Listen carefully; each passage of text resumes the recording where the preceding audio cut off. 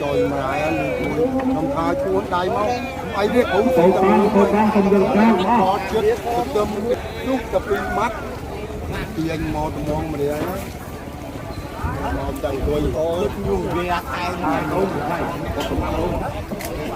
trong sông bơi là vui này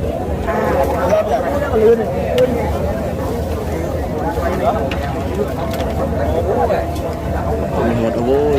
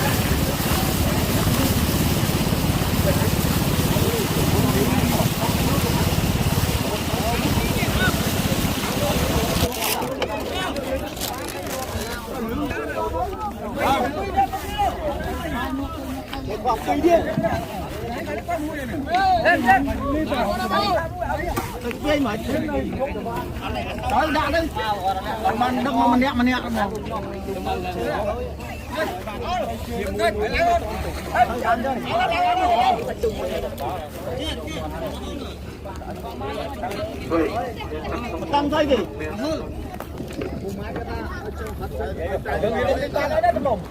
không cái thao đi chưa ê tao chưa đi thằng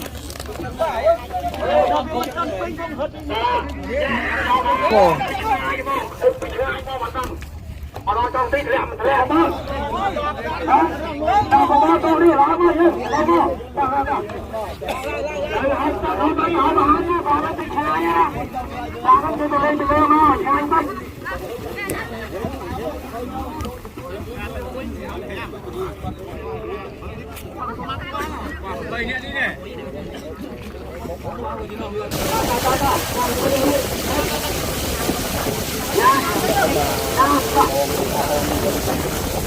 mà em thà chuột đại máu bay biết cũng Cầu thang cần dừng cao. có chết đâm chút cặp pin mắt tiền một để chạy đường thôi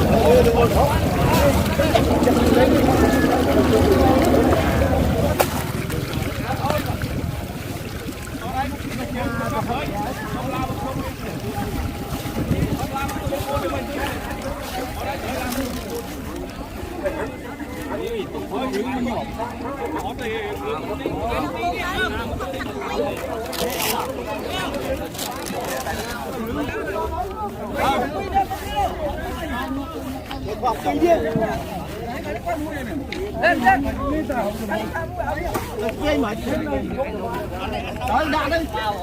Mình đâm mà nẹt mà.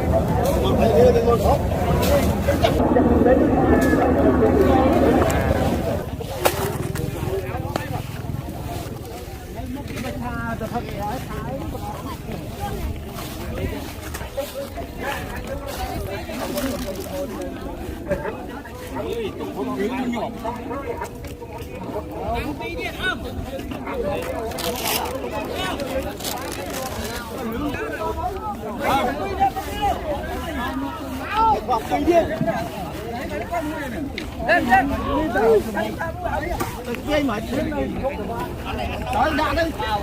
Mình đâm mà nẹt mà.